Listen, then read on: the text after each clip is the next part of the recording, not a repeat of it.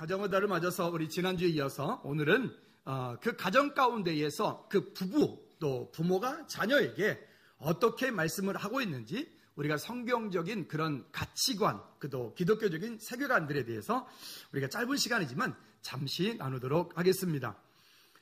요즘 세대를 밀레니얼 세대라고 이렇게 부릅니다. 이 밀레니얼 세대라고 하는 것은 말 그대로 이제 어찌 보면 그전 예전에는 보면 X세대 또 Y세대, 그 Y세대를 태어날 때부터 컴퓨터에 능하고 뭐 핸드폰에 능하고 등등 하다 보니까 이 세대를 또 다른 말로 테크세대 이렇게 불렀습니다. 제가 우리 전사님들이랑 먼저 얘기를 하다가 뭐 이렇게 얘기를 하면 벌써 전사님 둘이서 한 분은 빼고 둘이서 바로 핸드폰 꺼내가지고 검사를 합니다. 목사님 이런데요? 이렇게 나옵니다. 저는 뭐 점검해야지, 검사해야지. 그러면 한참 있다가 한나절 있다가 그 다음에 컴퓨터 켜서 그때 좀 해보는데 우리 이 세대들은, 이 테크 세대들은 되게 빠릅니다. 즉시로 검색이 돼가지고 이렇습니다. 결과물을 즉시로 갖다 내는 겁니다. 그래서 테크 세대라고 얘기합니다. 이 테크 세대들은 우리 전사님들이 그렇다는 건 아닙니다. 자기중심적이고 또 자기중심적인 행동을 하고 또 자기에게 어떤 손해가 나는 것에 대해서는 단호히 거부를 하는 그런 조금 어떻게 보면 이기적인 세대라고도 합니다. 이 세대를 다른 의미로 미제네레이션이라고 하는 그런 단어를 써서 2000년대를 기점으로 해서 태어난 사람들, 그 사람들 또 새로운 말로 새천년 시대다라고 말합니다. 자, 이 얘기를 이렇게 서두에 제가 드리는 이유가 있는데요.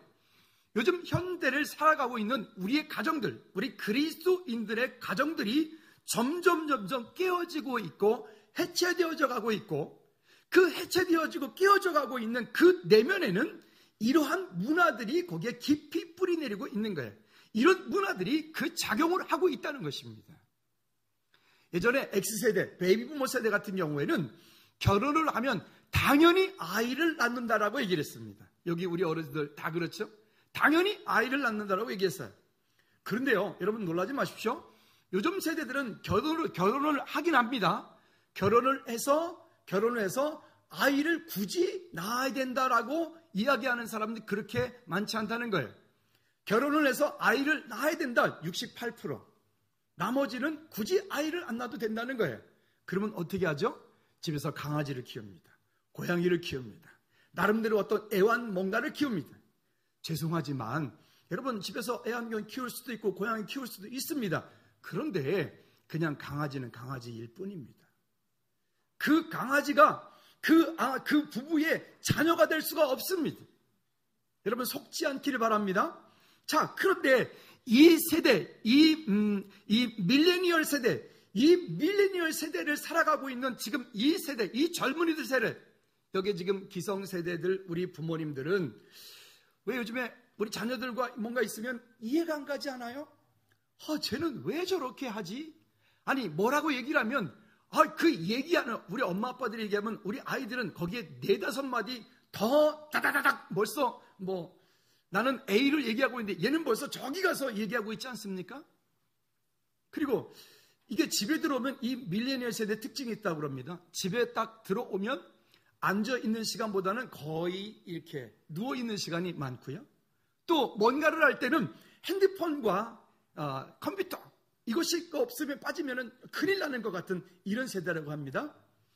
근데 이와 같은 세대에 가지고 있는 이 특성들이 오늘 이 시대를 살고 있는 우리 그리스도인임에도 불구하고 우린 그리스도인이잖아요. 우린 믿음의 가정들이 이루었잖아요. 이 믿음의 가정들을 파괴시키고 이 믿음의 가정들이 점점 해체되어 가서 결국 어느 순간에가 지나갔을 때는 이 땅 가운데 그리스도인의 가정들은 무너지고 이 땅 가운데 그러지 않은 가정들이 점점 늘어난다는 거예요. 여러분, 이런 시대에 우리가 살고 있는데 이 시대를 우리가 여러분 이 가운데 속지 않기를 주님의 이름으로 꼭 부탁을 드립니다. 그래서 가정사역하는 많은 분들이 뭐라고 얘기를 하냐면 이제는 우리 자녀들 선교를 저 키르기스탄에 요르단에 이런 데만 나가야지만 선교라는 게 아니라 이제는 멀리 갈 것도 없다. 집에서 우리 자녀들을 뭐 해야 된다고요? 네, 한번 따라합시다. 집에서 내 자녀를 선교해야 된다. 선교의 개념 가운데 한 가지 개념이 타문화권이에요. 타문화권. 어때요? 여러분 집에서 우리 부모님들 문화하고 우리 자녀들 문화하고 얼마나 다르신가요?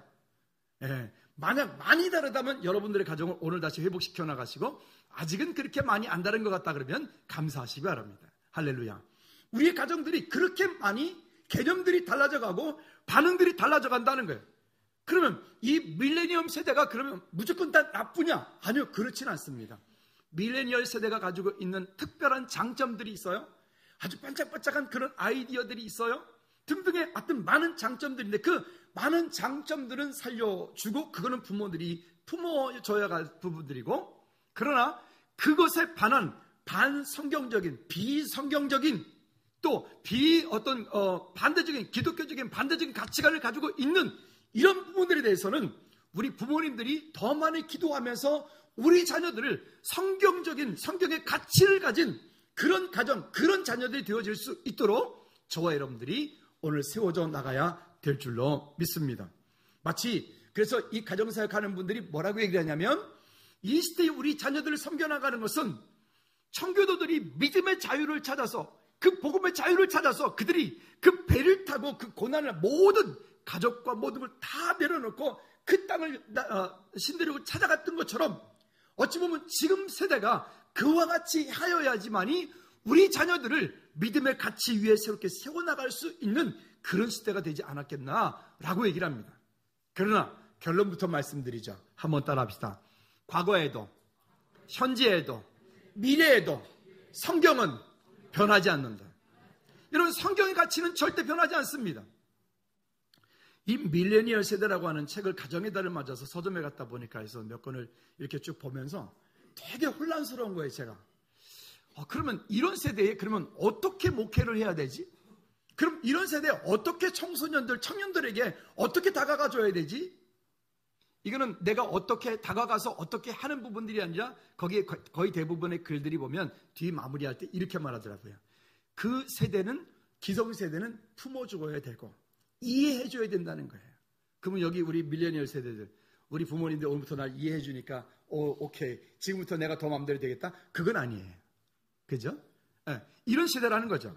자, 그래서 우리가 다시 한번 이 성경에서 무엇라고 말씀하고 있는지, 시대가 변하고 문화가 변하고 환경이 변한다 할지라도 성경은 우리에게 명확한 것을 얘기하고, 이 성경이 말씀하고 있는 것은 과거에도 현재에도 미래에도 변하지 않는 기준이 되기 때문에 우리 안에 기독교적인 가치, 성경적인 가치, 이 가치를 가지고 우리 밀레니얼 세대를 품는 오늘 저와 여러분들의 가정들이 되어지기를 주님의 이름으로 꼭 부탁을 드립니다.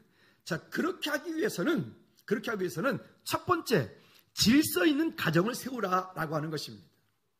거기에 가정사역을 하는 그 가정사역자가 이 밀레니얼 세대에 대해서 얘기를 하면서 이 에베소서 5장에 대한 얘기를 거기에 기록을 하고 있습니다. 근데 그분도 역시나 크리스찬이고 그분도 역시나 가정사역 전문 사역자지만 결국은 뭐냐? 이 밀레니얼 세상의 환경 가운데 그런 속에 우리 자녀들이 살아가고 있는 것은 어쩔 수 없으나, 그러나 가장 아름다운, 가장 확실한, 가장 중요한 학교는 가정이라고 하는 학교다. 그래서 가정으로부터 우리의 자녀들이 이런 성경적인 기독교적인 가치관과 이런 것들을 바르게 갖지 않으면 우리 자녀들은 이 밀레니얼 세대, 이 자녀들은 세상에 속하여서 세상에 점점 빠져가서 결국 어느 순간인가 하나님하고는 전혀 거리가 먼 그런 사람들로 세상 가운데 일원이 될 거라고 하는 얘기입니다. 그래서 그분도 이렇게 얘기합니다. 가정에서 질서 있는 가정을 세우라. 질서 있는 가정, 한번 따라합시다. 질서 있는 가정을 세웁시다. 여러분, 우리가 가정이라고 하는 공동체는 이제는 그 가정의 공동체가 예전에 가지고 있었던 유교적인 사상 가지고는 안 돼. 가부장적인 그런 사고만 가지고는 안 됩니다. 이제는 함께 해야 되죠. 함께. 시대가 많이 변했고요. 그래서 저만 해도 어색합니다. 요즘 직장인들이 이렇게 직장에 출근할 때 보면 대기업에 신입사원들이 들어오면 벌써 기성세대들은 뭐 정장이라도 하고 하다못해 자켓이라도 입고 온다는데, 요즘 젊은 친구들은 들어올 때 아예 뭐 저런 차림으로 그냥 티로 뭐 청바지로 그렇게 편안하게 출근하는 거죠. 복장을 너 정장 입으라 그러면 꼰대라고 얘기한다고 그러더라고요. 그렇죠? 그래서 저도 애를 많이 쓰긴 해요. 우리 전사님들이 워낙 밀레니얼 세대니까 저분들이 뭔가 이렇게 툭툭 튀는, 그때 심전사님은 같이 가요. 이제 우리가 같이 가기 때문에 미안해요. 같이 가요. 벌써 아이를 셋을 키우는 부모는 이건 다른 거예요. 개념이 다른 거예요. 근데 나머지 두 전사님은 밀레니얼이야. 그러니까 톡톡 튀어요. 그 톡톡 튈 때 이렇게 했다가도 그렇지, 내가 이해해야 되는 거지. 그 이해를 하려고 그래요. 우리 전사님들 되게 잘해요. 너무 감사하죠. 자, 그런데 이런 모든 것들 가운데 가정이라고 하는 공동체도 마찬가지로 거기에서 내가 우선이다, 내가 우선이다, 이렇게 서로 권리를 주장을 하게 되면 그 가정의 공동체는 행복한 가정의 공동체가 될 수가 없다는 겁니다. 그러면 성경이 먼저 22절에 이렇게 먼저 얘기를 합니다. 22절 다 같이 한번 읽어볼까요? 시작. 다시 크게 시작. 아내들이여 자기 남편에게 복종하기를 주께 하듯하라. 지금은 남자 목소리가 좀 컸던 것 같아요. 회개하십시다. 아내들이여 자기 남편에게 복종하기를 주께 하듯하라. 기분 나쁘죠? 우리 여자분들이에요. 뭘 남편에게 복종하란 말이에요? 여러분, 이 얘기는 우리나라 개념의 유교적인 사상에서 가지고 있는 그런 가부장적인 그런 얘기를 하는 게 아니에요. 그런 얘기를 하는 게 아니고요. 여기에 좀 더 깊은 내용을 들어가 보면 이 복종이라고 하는 것은요, 사랑보다 더 강력한 구속력을 가지고 있는 것을 얘기할 때 복종이라고 하는 말을 쓰는 거예요. 그러니까 단순하게 우리가 사랑하고 서로 내가 이해가 되고 관계가 되니까 어떤 것을 하는 그 정도가 아니라, 이제는 결혼을 하고 그 부부로 남편과 아내를 만났을 때는 거기에 조건적인 사랑이나 그런 어떤 뭔가에 이만큼 가니까 이만큼 오고 이런 개념이 아니라 무조건이라고 하는 헌신이 거기에 함께 포함이 되고 있는 것이죠. 그런 것들을 함께 만들어야겠고, 또 이 복종이라고 하는 말 가운데는 이런 얘기도 함께 담고 있다고 합니다. 주님께서 두 사람에게 하나님께서 주시는 그런 큰 은혜를, 축복을 주시려고 서로 다른 사람, 서로 다른 성격, 서로 다른 환경, 서로 다른 문화가 있는 사람들이 가정을 이루었어요. 그러면 결혼해서 처음에 한 그저 5년, 그 다음에 한 10년 정도까지 갈 때 보면 참 그 신혼부부 때 한 1년 정도는 행복하죠. 나름 그죠? 즐겁죠. 그리고 그 다음부터 이제 아이가 태어나면서부터 그때부터 그 갈등과 고민이라고 하는 것은 말로 다 할 수 없죠. 네가 봐 이러면서 있잖아요. 그죠? 그렇죠? 근데 그런 서로 다른 이 문화, 서로 다른 그 환경에서 자란 이 부부가 서로 만난 것은 한 사람으로 부족하기 때문이라고 하는 거예요. 그래서 함께 만남으로 인하여서 온전하게 서로 부족한 걸 채워서 온전하게 서로 잡아주고 서로 세워가는 그런 길을 하나님께서 우리에게 주시기 위하여 부부라고 하는 것을 만들어줬다고 말합니다. 또요, 이 부부를 만난 것은 서로 온전하게 하여서 목적이 한 가지 있습니다. 한번 따라합시다. 하나님께 영광 돌리기 위하여. 하나님께 영광 돌리기 위하여서 함께 만나서 함께 부부로 살아가는 겁니다. 부부가 너무 부부 사이가 너무 모든 것에 그냥 쿵하면 쿵, 짜가면 이렇게 너무 쿵짝이 잘 맞으면 안 돼. 그러면 사도행전을 보면 쌍묘의 비극을 맞는 수가 있어요. 누군지 아시죠? 아나니아 삽비라, 그죠? 때로는 아닌 건 아니다라고 하고 맞는 건 맞는다라고 해야 돼. 그게 부부입니다. 모든 것들이 하다못해 예를 들어서 먹는 거 가지고 얘기해 볼까요? 식성. 제가 아는 어떤 부부는 두 분이 식성이 둘 다 똑같아. 둘 다 워낙 두 분 다 부부가 먹는 걸 너무들 좋아하시는 분들이에요. 그러다 보니까 이 두 분이 먹는 게 비슷하다 보니까 두 분 다 등치가 지금 아주 좋으시죠. 건강하세요.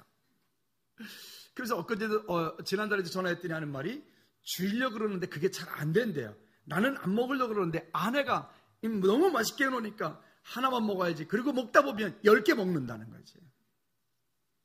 그 때로는 서로 식성이 다른 것도 참 그것도 복이다. 때로는 서로 성품이 다른 것도 성격이 다른 것도 그것도 복이다. 왜 아멘을 안 하죠? 다시 합니다. 성격이 다르고 성품이 다르고 식성이 다른 것도 복이다. 할렐루야. 여러분, 그것이 모든 것이 다 내 마음대로 내가 원하는 대로 되어진다고 그게 축복은 아니라는 것입니다. 그러면 이 복종이라고 하는 것은 아내가 남편에게 복종하는 것은 이 모든 것들을 함께 표현하고 함께 품고 간다는 거예요. 남자분들은 아니라고요? 웃기지 마십시오. 남자분들에 대해서 뭐라고 얘기하는지 아십니까? 25절 말씀을 한번 읽어보도록 할까요? 25절 다 같이 시작. 남편들아 아내 사랑하기를 그리스도께서 교회를 사랑하시고 그 교회를 위하여 자신을 주심같이 하라. 남편들은 복종 정도가 아니에요. 뭐라고 얘기를 하냐면 남자들은요 그 아내를 사랑하고 그 가정을 세워가는 데에 위해서 그리스도께서 예수님께서 교회를 사랑하기 위해서 이 땅 가운데 오셔서 십자가에 피 흘려 돌아가시고 거기에 모든 것들을 다 헌신하고 희생하심으로 우리 인류를 구원하신 것과 같이 그렇게 사랑합니다. 그게 남자들의 역할이에요. 그러니까 오늘부터 우리 아내 되시는 분들 힘 얻으셨죠? 성경에 맨날 복종하라 이것만 기억하지 마세요. 그거 하지 말고 그렇게 누가 얘기를 하거들랑 거꾸로 이렇게 말씀하시면 돼요. 남자들은 나를 위해서 죽어야 되는데 이렇게 말하시면 될 거예요. 그게 딱 맞을 겁니다. 한번 따라합시다. 남자분들만 따라합시다. 죽어야 아이 남자분들만 다시 크게 하십시오. 나는 죽어야 산다. 진짜 죽어야 삽니다. 이게 십자가라고 하는 거죠. 우리 며칠 전 말씀 가운데서 그 십자가를 지라라고 하는 얘기를 드렸어요.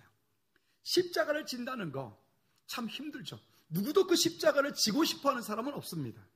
그러나 십자가를 졌을 때 그 안에 진정한 자유함이 평안함이 거기에 있다라고도 말씀드렸습니다. 그래서 많은 목사님들이 이 십자가를 마치 한 여인이 결혼을 하고 출산하는 과정에 빗대어서 예를 들었습니다. 처음에 결혼하고 임신이 되어지면 너무너무 행복하고 감사하죠.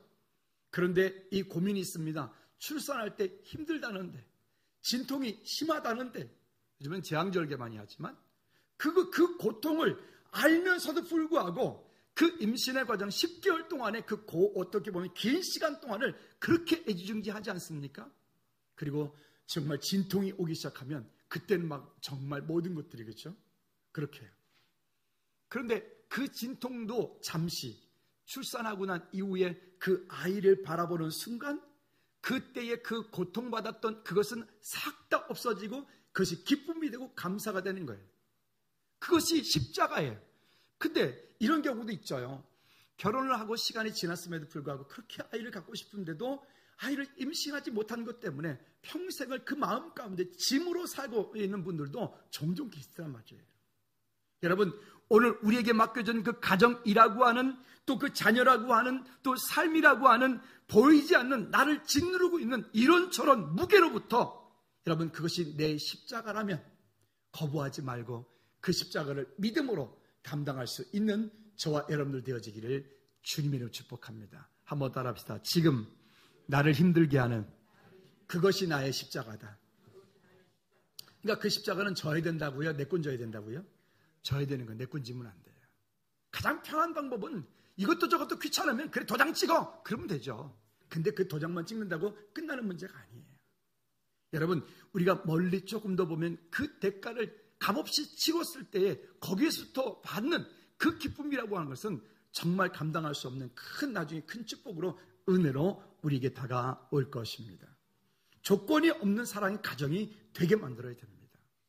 때로는 보면 요즘 현대 세대는 아까도 말씀드렸던 것처럼 그 밀레니얼 세대, 이 밀레니얼 세대가 가지고 있는 특징들이 끈기라고 하는 것들이 너무 부족한 것들도 한 단점 중에 하나라고 합니다.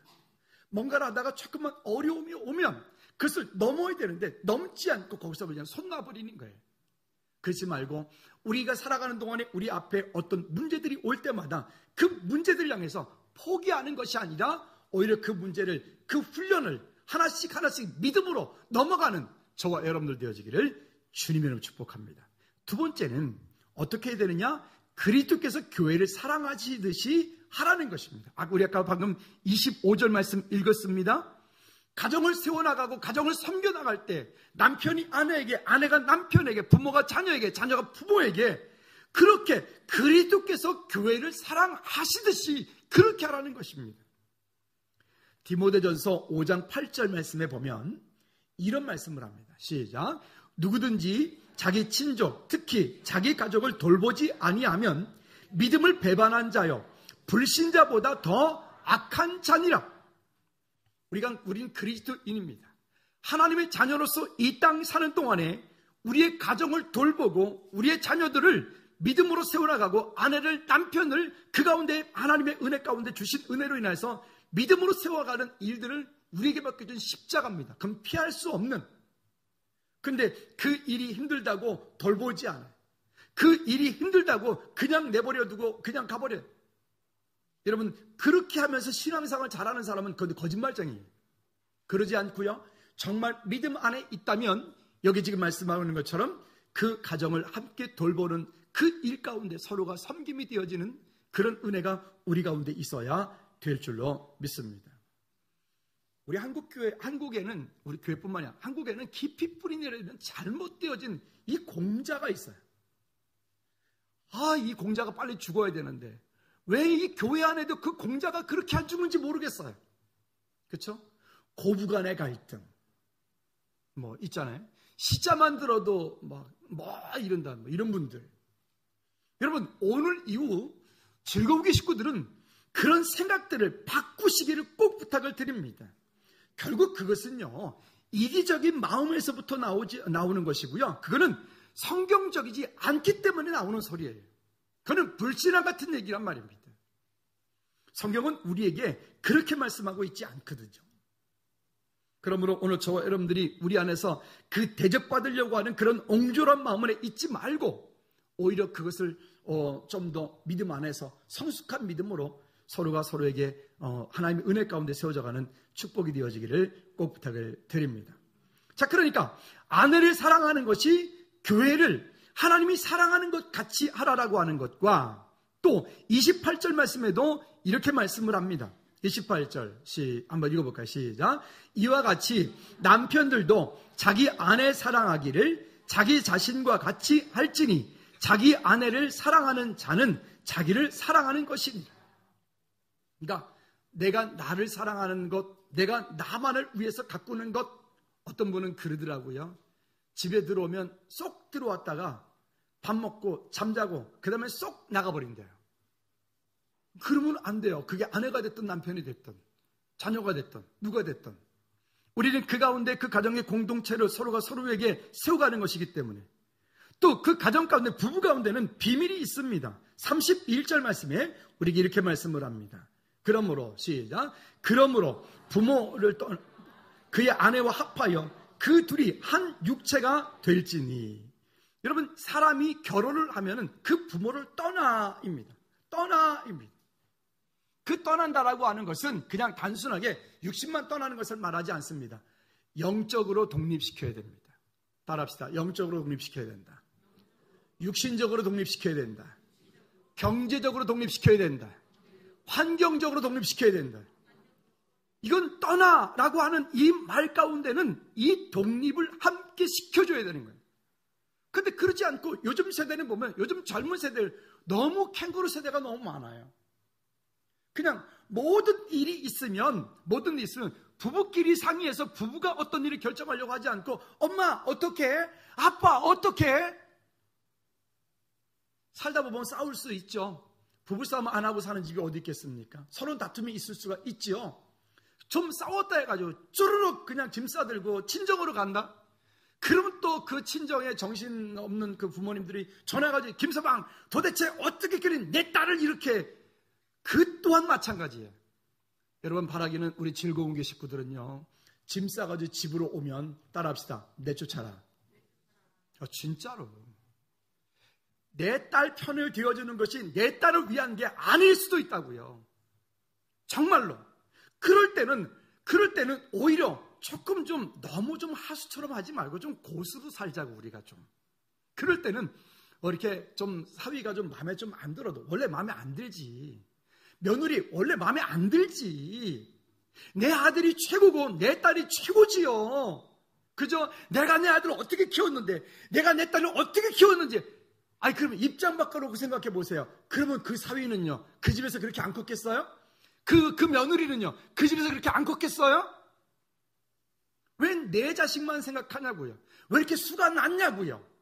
그럴 때는 다른 그 앞에서 나무라고 뒤에서 사위한테 좀 밥 한 번 더 사줘야지. 며느리 좀 밥 한 번 더 사줘야지. 아멘 안 해요?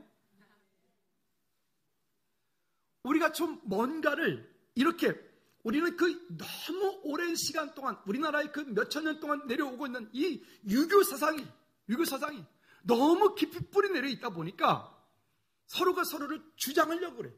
대접만 받으려고 그래. 그냥 에헴 이러면 그냥 아유 예 아버님 뭐 해드릴까요? 그러지 말아요. 여러분 그러지 않기를 바랍니다. 아멘. 우리의 생각이 바뀌지 않으면 고부가 갈등은 끝나지 않을 거예요. 우리 생각이 바뀌지 않으면 그 가정들은 여전히 보이지 않는 그 선 속에서 늘 갈등과 다툼이 있게 될 것입니다. 오늘 이후로 그러지 말고 사람이 만족한 게 아니, 여러분 스스로 생각해 보십시다. 여러분들은 여러분 자신에 대해서 만족합니까? 성격은 괜찮습니까? 나의 습관은 괜찮습니까? 나는 버릴 게 하나도 없습니까? 나는 모든 것이 완벽합니까? 대답들 안 하는 것은 동의한다는 거죠. 내가 나도 어떻게 못하는데 내가 며느리를 만나고 사위를 만나고 서로 부부가 되었을 때 서로 다른 인생을 서로 다른 환경에 살았다면 그건 지극히 당연한 거 아니겠습니까? 여러분 그러기 때문에 하나님의 은혜 가운데서 우리가 다시 한번 그 가정을 세워갈 수 있기를 주님의 이름으로 다시 한번 꼭 부탁을 드립니다. 아멘. 그러니까 조금만 더 그 가운데 보면 보이지 않게끔 이 한국교회 안에 이런 생각들, 교회에서 우리가 그리스도인 우리끼리조차도 그냥 며느리는 며느리고 딸은 딸이고 아들은 아들이고 사위는 사위다고. 아니 그래 맞아요. 그거 맞다고요. 맞는데 맞아도 그런 말은 하지 마. 왜 아멘 안 해요?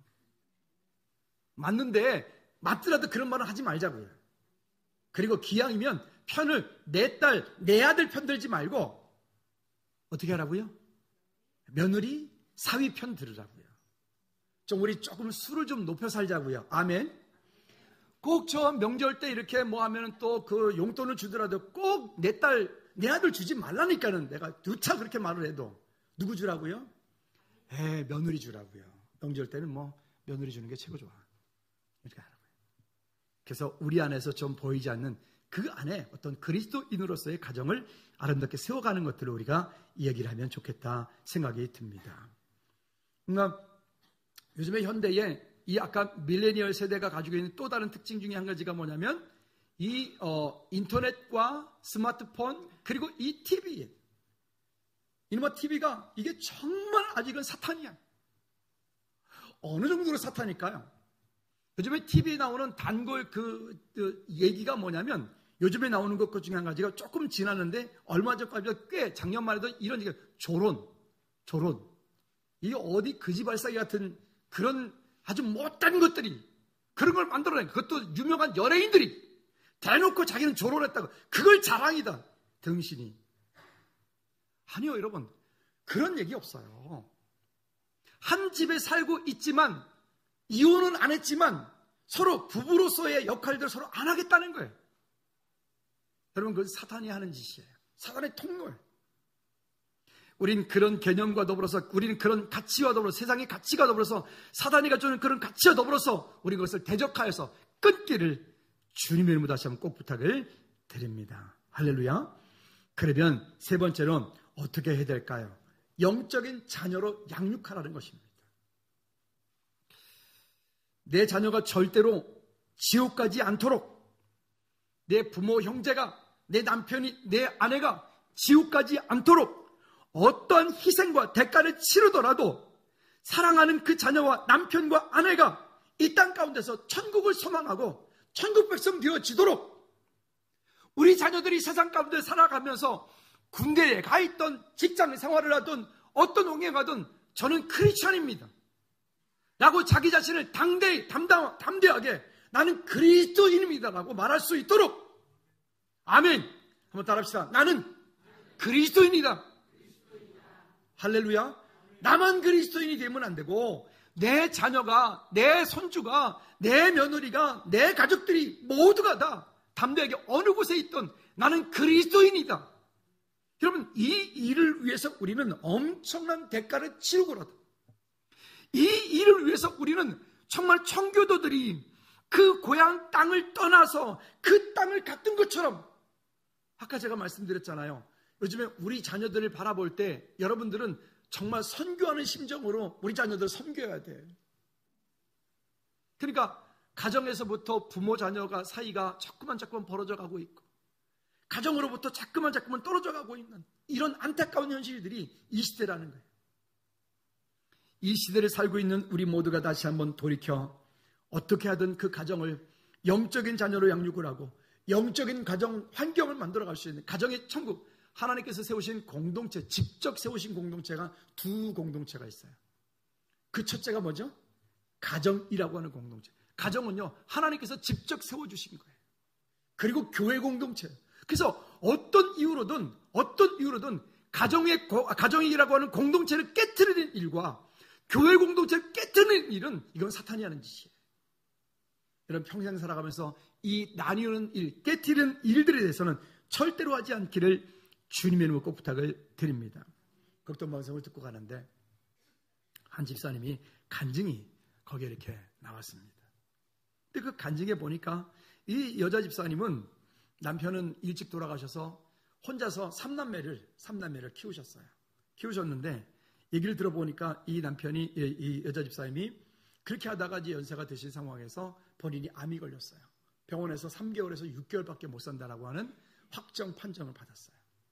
그러고 나서 병원에서 입원해서 치료 과정 가운데 있는데 이 집사님이 그냥 마음속으로 생각해 보니까 그래도 나는 참 행복한 사람이다.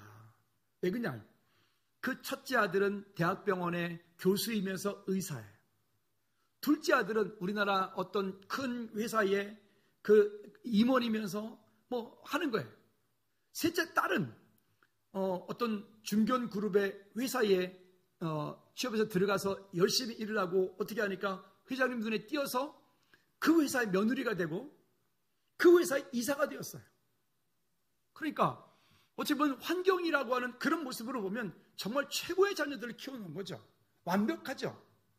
그래서 이분이 이 집사님이 나는 참 감사하다 이제 막 그러고 있는데 그 침대에 누워서 그러고 있는데 갑작스레 그 마음 가운데 막 벼락 같은 소리가 들렸는데 이렇게 말씀하시더라는 거예요. 내 자식들은 모두 실패했어. 그리고 또 한마디 들리더라는데 모두 지옥 가! 이러더라는 거예요. 이런 음성이 갑자기 들린 거예요. 깜짝 놀라서 자기도 모르게 그냥 마치 그 아픈 사람이 스프링이 튕겨 올라오듯이 병원 침대에서 떨어지듯이 내려가지고 침대 무릎을 그냥 이 집사님이 자기도 모르게 무릎을 팍 꿇고는 첫 마디가 하나님 제 3남매 구원해 주세요. 이렇게 외쳤다는 거예요. 그리고 그때부터 회개하기 시작합니다. 어떤 걸 회개했을까요? 이 자녀들이 잘 되게 하기 위해서 주일날도 학원 가라. 좋은 대학 가기 위해서 학원 가라. 예배 하나님이 다 하신다. 너 예배 엄마가 기도 다 할게. 요즘 우리 세대의 모습 아닌가요? 요즘 이 시대에 그냥 내 자녀가 좋은 대학 가고 내 자녀가 출세만 하기만 하면 예배 안 와도 괜찮다. 내가 다 해줄게. 죄송하지만 여러분, 구원은 개인과 하나님과의 1:1 관계지. 엄마 치마 자락 붙잡고 천국 갈 수도 없는 거고, 엄마가 아무리 봉사 많이 하고 아무리 많이 그렇게 한다 할지라도 그 자녀가 예수님을 구주로 영접하지 않으면 그 자녀는 지옥 갈 수밖에 없는 거죠. 이 집사님이 그 침대 못해서 내려와가지고 막 정말 울며 통곡하며 하나님 잘못했어요.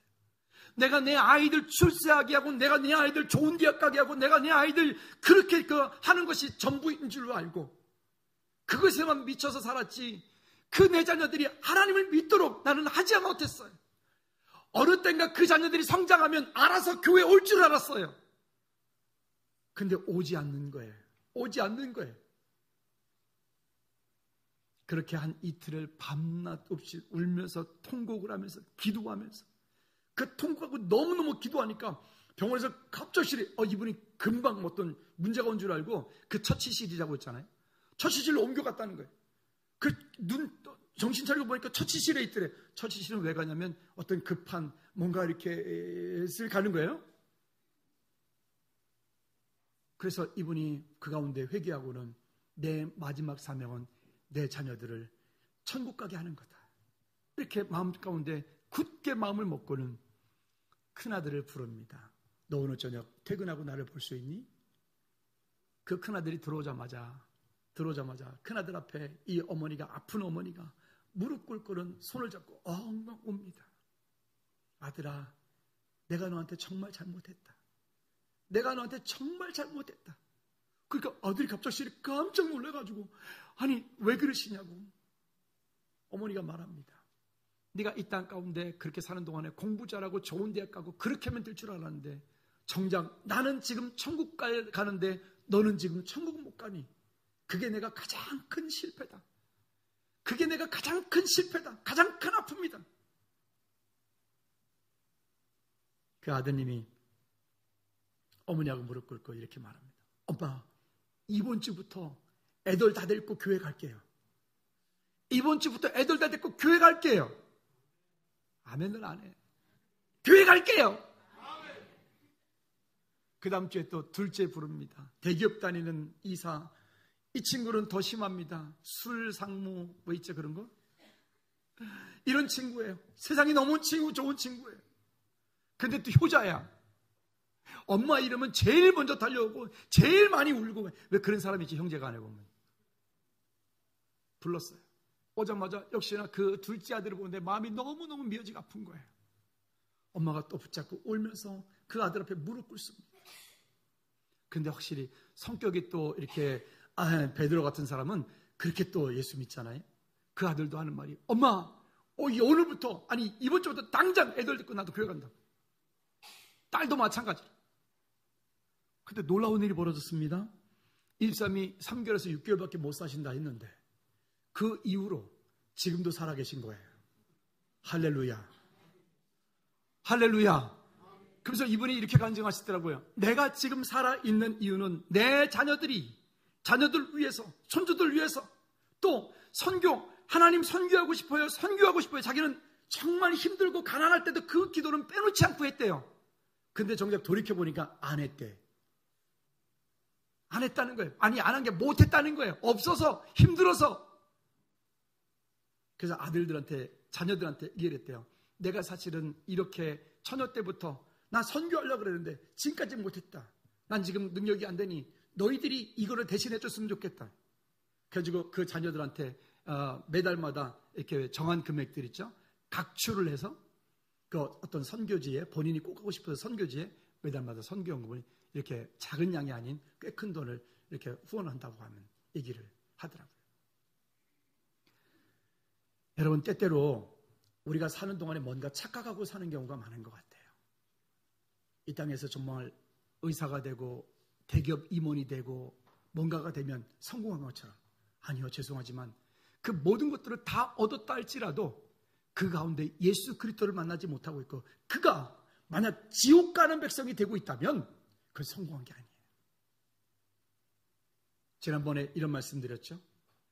정말 그 어거스틴이 말했던 것처럼 그 눈물로 기도하는 자녀, 어머니가 있는 그 자녀는 절대 망하지 않는다고. 우리 부모님들 진짜 그 자녀들의 영혼을 생각하고 그 가족의, 그 남편의, 아내의 영혼을 생각하고 정말로 울며 기도하시기 바랍니다. 눈물이 안 나온다고요? 제가 안약 빌려드릴까요? 진짜로. 여러분 그 가운데 기도하실 때마다 성령님의 그 하나님의 긍휼하심을 구하십시오. 아버지 마음을 구하십시오. 내 자녀가 지금 지옥으로 가고 있는데도 불구하고 아무런 감각이 없다. 내 아내가, 내 남편이, 내 부모, 형제가 지금 지옥으로 가고 있는데 불구하고 나는 아무런 어떤 뭐가 없다.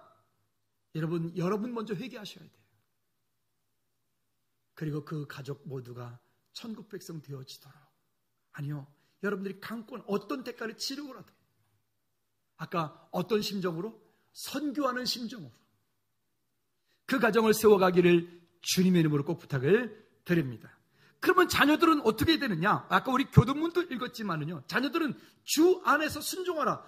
우리는 누군가에게 자녀이기도 하고 또 누군가에게 우리는 부모이기도 해요.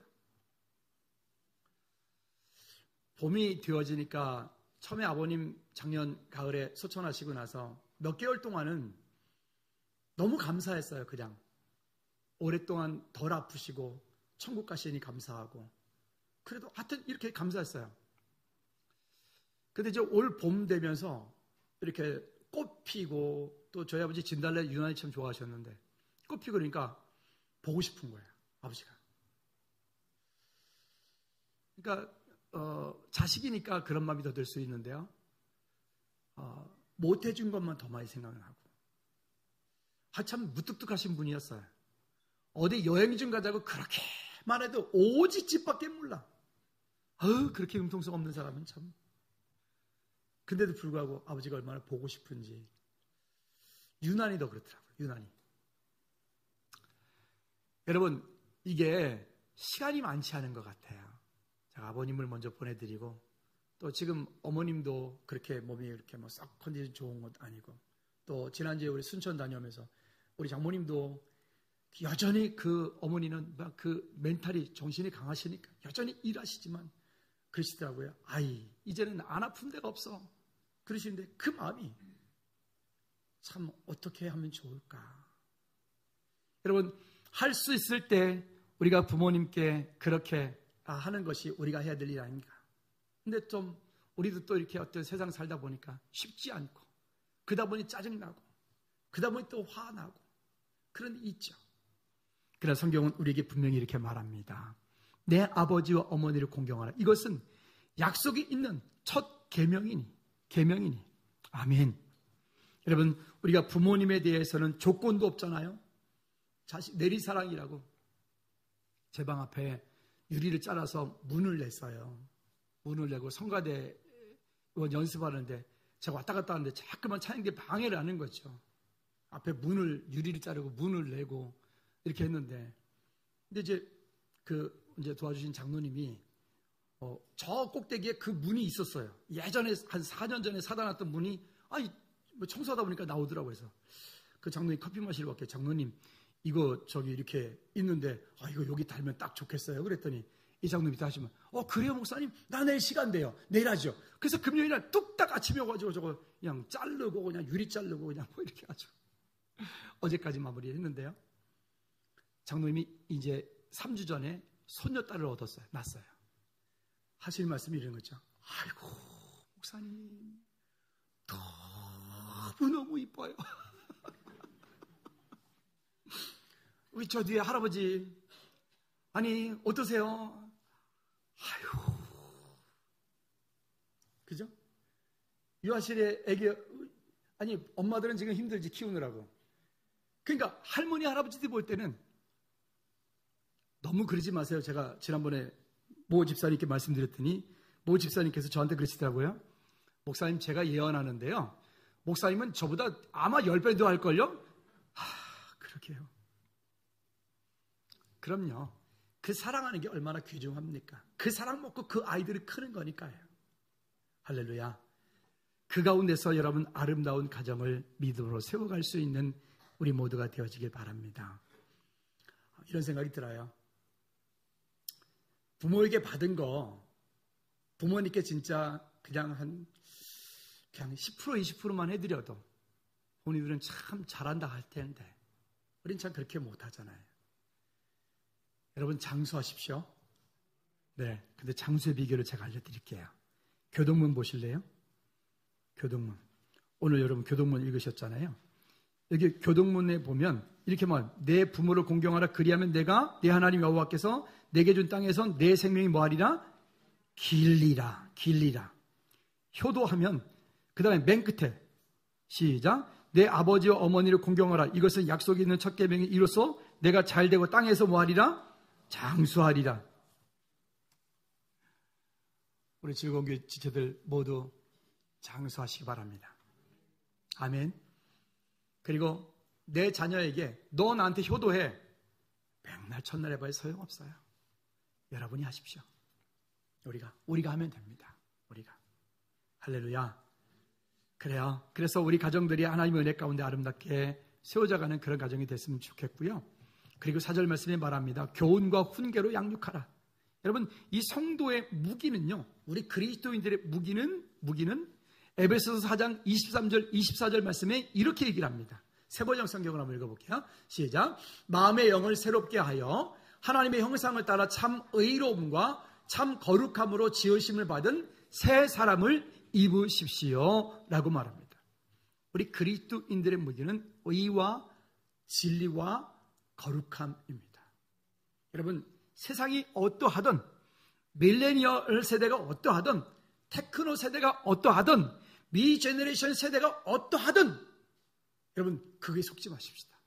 그리고 그것에 속지 말고, 아까 방금 말씀드렸던 것처럼 우리 마음 가운데 의와 진리와 거룩함으로 우리가 무장되어 있고 그렇게 세워져 있으면 그것을 바라보고 그 눈물과 그 기도와 그 말씀 속에 자란 그 자녀들은 이 땅 가운데 여전히 이 땅을 이끌어가는 멋진 영적인 리더들이 되어질 줄로 믿습니다.